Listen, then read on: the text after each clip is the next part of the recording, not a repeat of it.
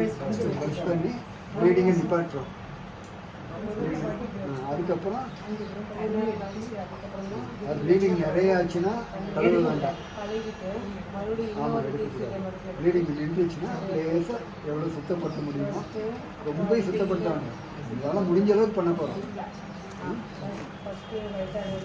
தண்ணி சுத்தமான தண்ணியாக இருக்கணும்.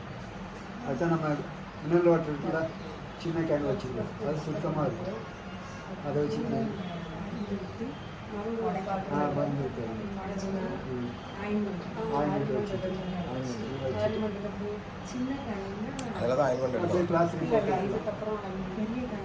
அதுக்கு தக்கன எவ்வளோ காட்டன் வைக்கணுமோ அவ்வளோ காட்டன் வச்சு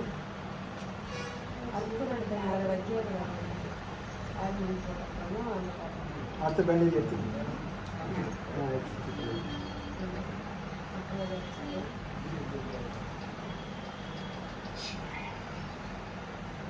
இப்போ மாற்றி அப்படி திரும்ப மாற்றிக்கிங்க.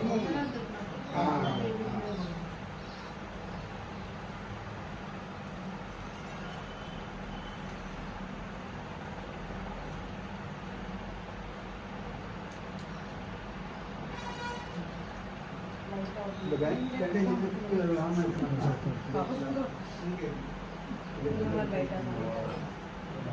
அவசியம் ஏற்பட்டால் அவர் கட்டுப்பட்டுக்கலாம்.